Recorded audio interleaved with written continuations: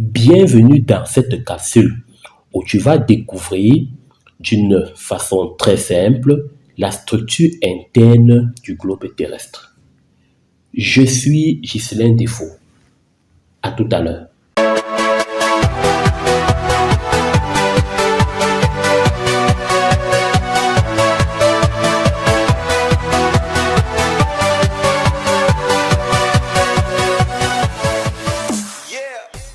La structure interne de la Terre, la nature ainsi que la densité des éléments qui la constituent ont été déduits de l'analyse du comportement des ondes sismiques.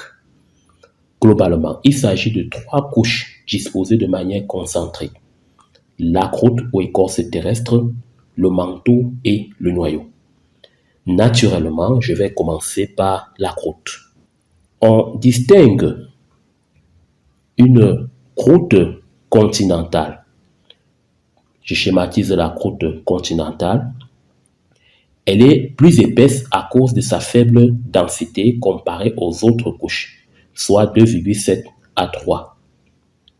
Elle est essentiellement constituée des roches granitiques, c'est-à-dire plutoniques, et des roches intermédiaires. La croûte continentale contient essentiellement les éléments chimiques suivants, le silicium et l'aluminium, d'où le sigle Sial. L'épaisseur de la croûte continentale varie de 30 à 100 km au niveau des montagnes. La croûte océanique, que je schématise, est plus mince que la croûte continentale. Elle fait environ 5 à 15 km d'épaisseur. Elle est naturellement plus dense que la croûte continentale, soit 3,2. On lui donne aussi le nom de cima car contient les éléments chimiques silicium et magnésium. La croûte terrestre que je viens de réaliser représente environ 2% du volume total de la planète. Il faut aussi noter que l'écorce terrestre est recouverte de sédiments distribués grâce aux agents de l'érosion, notamment l'eau, le vent, la glace, etc. En dessous de la croûte terrestre, une discontinuité, la discontinuité de Morovici que je schématise en bleu, marque un contraste de densité avec le manteau. Après la croûte, nous avons le manteau. Le manteau constitue le gros du volume terrestre, soit 81% du volume total. Il comporte un manteau supérieur et un manteau inférieur. Le manteau supérieur que je viens de schématiser comporte donc une partie solide. J'ai coloré cette partie solide en bleu, dont la densité supérieure à celle de la croûte, soit 3,3. Cette partie solide du manteau supérieur va constituer avec la croûte la lithosphère ou plaque lithosphérique. On distinguera une lithosphère continentale et une lithosphère océanique. La lithosphère se limite à 100 km de profondeur sous les océans et 170 km de profondeur sous les continents. Juste en dessous de la lithosphère, on retrouve l'autre partie du manteau supérieur, l'asténosphère. L'asténosphère est une enveloppe ductile, c'est-à-dire capable de se déformer plastiquement sans se rompre. Les roches de cette partie de cette asténosphère sont portées à 1350 degrés Celsius.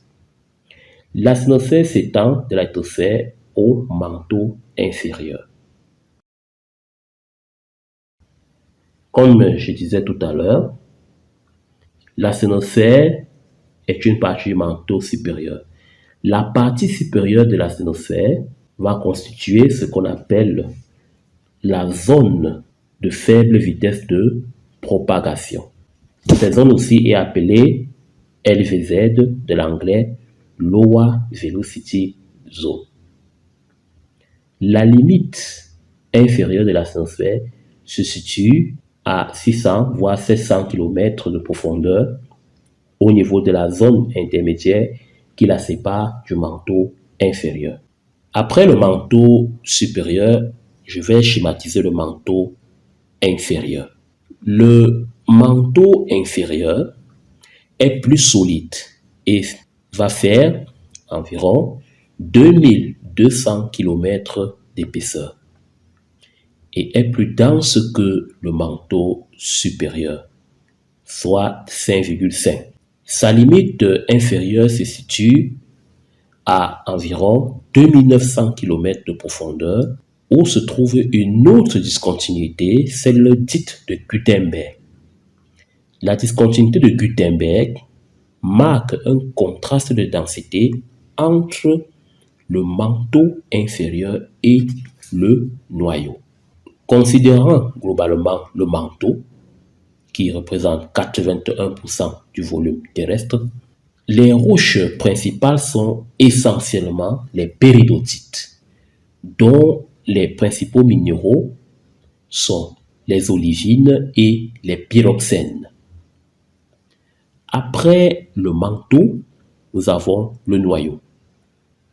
Le noyau que je vais schématiser tout à l'heure forme environ 17% du volume terrestre et se subdivise en un noyau externe et un noyau interne. Les principaux éléments chimiques du noyau sont le fer et le nickel. Si je m'intéresse au noyau externe, d'une épaisseur d'environ 2270 km, la température pouvant atteindre 4000 degrés Celsius, est composé de fer liquide et un peu de nickel.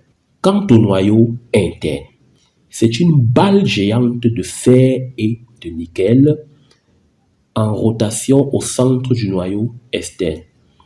Cette rotation, comme tu peux l'observer là, sera à l'origine du champ magnétique terrestre. Le noyau interne fait environ 1245 km d'épaisseur. Les densités du noyau externe et interne vont respectivement de 9,5 à 11,5 et de 12 pour le noyau interne, ce qui fait du noyau globalement la partie la plus dense du globe. Une troisième discontinuité dite de Lehmann va séparer le noyau externe et le noyau interne. Le noyau est la source de chaleur interne de la Terre et cela est majoritairement dû à la présence d'éléments radioactifs lesquels libèrent de la chaleur lorsqu'ils se décomposent en éléments plus stables. Globalement, les trois couches que nous venons de décrire s'étendent sur un rayon d'environ 6400 km. Voilà. J'espère que cette capsule va être utile, surtout pour les révisions. N'hésite pas à t'abonner et à faire des suggestions pour que je puisse te fournir des synthèses de cours de meilleure qualité. Merci d'avoir regardé cette vidéo et à bientôt.